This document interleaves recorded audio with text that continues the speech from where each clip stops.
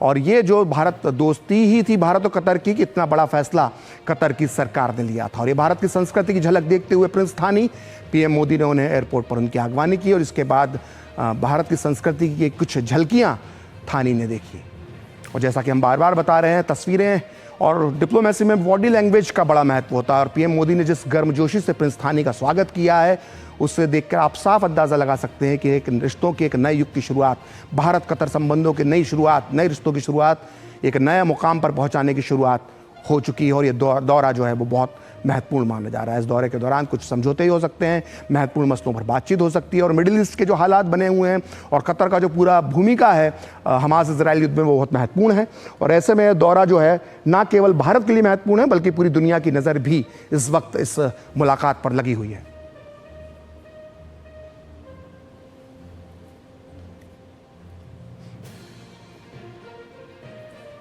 तो कल राष्ट्रपति भवन के अंदर प्रिंस थानी का औपचारिक स्वागत होगा।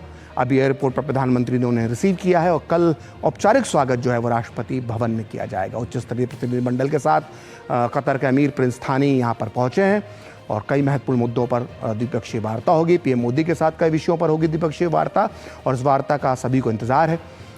और आप देख सकते हैं कि दिल्ली पहुंचने पर किस तरह से कतर के अमीर शेख तमीम बिन हमद अल थानी का पीएम मोदी ने स्वागत किया है।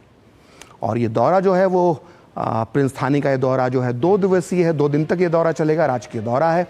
और इस दौरान प्रधानमंत्री मोदी से वो मुलाकात करेंगे। अभी तो स्वागत किया है और एक औपचारिक द्विपक्षीय वार्ता दोनों नेताओं के बीच में होगी। और कल राष्ट्रपति भवन के प्रांगण में औपचारिक स्वागत प्रिंस थानी का किया जाएगा। और प्रिंस थानी अपने साथ एक प्रतिनिधिमंडल लेकर भी भारत आए हैं और ये प्रतिनिधिमंडल भारतीय प्रतिनिधिमंडल के साथ कई मुद्दों पर चर्चा करेगा।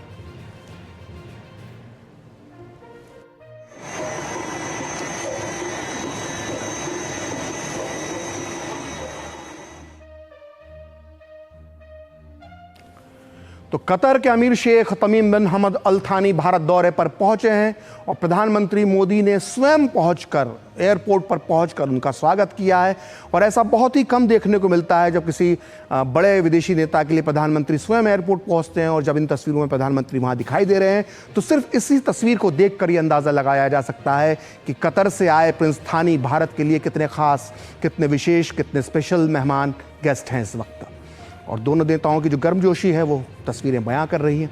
और विदेश मंत्री जयशंकर से मुलाकात की प्रिंस थानी ने, उनके बारे में कुछ कहा, प्रधानमंत्री खिलखिला कर हंसे।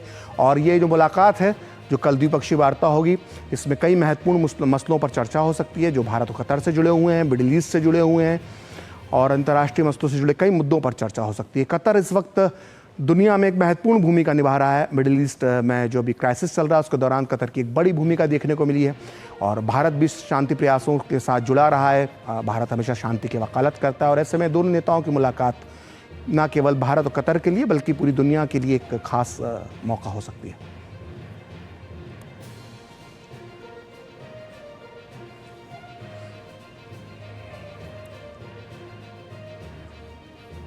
तो पीएम मोदी के साथ कई विषयों पर होगी द्विपक्षीय वार्ता और इस वार्ता में कई मुद्दे होंगे जिन पर दोनों नेता चर्चा करेंगे और भविष्य के लिए एक रास्ता तैयार करेंगे। भारत के लिए मिडिल ईस्ट बहुत महत्वपूर्ण है। भारत यहाँ पर यूरोपियन और अमेरिका के साथ मिलकर एक रोड मैप पर काम कर रहा है और ये चीन का मुकाबला करने के लिए इसको एक रास्ता तैयार किया जा रहा है जिससे विश्व व्यापार में लाभ होगा। इससे जुड़े देशों के लिए जहाँ जहाँ से सड़कें गुजरेंगी वहाँ पे लाभ होगा। मिडिल ईस्ट बहुत महत्वपूर्ण है भारत के लिए इस वक्त और ऐसे में इसलिए ये यात्रा जो है वो बहुत ही खास मानी जा रही है। और कल राष्ट्रपति भवन के प्रांगण में औपचारिक स्वागत किया जाएगा कतर के अमीर शेख तमीम बिन हमद अल थानी का।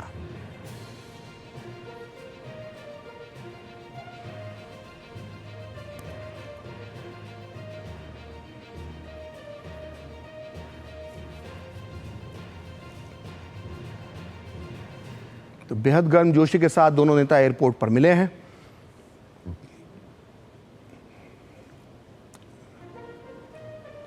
और 2 दिन तक कतर के अमीर शेख तमीम बिन हमद अल थानी भारत के दौरे पर रहेंगे। इस दौरान वो द्विपक्षीय वार्ता करेंगे प्रधानमंत्री मोदी के साथ। कल उनका औपचारिक स्वागत होगा और कल राष्ट्रपति द्रौपदी मुर्मू से भी कतर के प्रिंस अमीर मिलेंगे। और इसके अलावा राष्ट्रपति भवन का जो प्रांगण है उस पर औपचारिक स्वागत उनका किया जाएगा। लेकिन औपचारिक स्वागत के पहले जो एयरपोर्ट पर स्वागत हुआ वो भी तस्वीरें बहुत कुछ कह रही हैं, बहुत कुछ बयां कर रही हैं और गर्मजोशी साफ तौर पर देखी जा सकती है। और ये जो तस्वीरों में ही ये गर्मजोशी नहीं है भारत और कतर के संबंधों के बीच में, ये गर्मजोशी डिप्लोमेसी में भी नज़र आती है। अभी पिछले साल की बात है जब कतर में 8 भारतीय रिटायर्ड नौसैनिकों को कतर ने प्रधानमंत्री मोदी और विदेश मंत्रालय की पहल के बाद रिहा कर दिया गया था। इसे भारतीय डिप्लोमेसी की एक बड़ी जीत माना गया था। लेकिन हमें यहाँ ये नहीं भूलना चाहिए कि कतर ने जो भारत के साथ दोस्ती का जो सम्मान प्रस्तुत किया था इस पूरे मसले में, वो भी काफ़ी सराहनीय रहा था।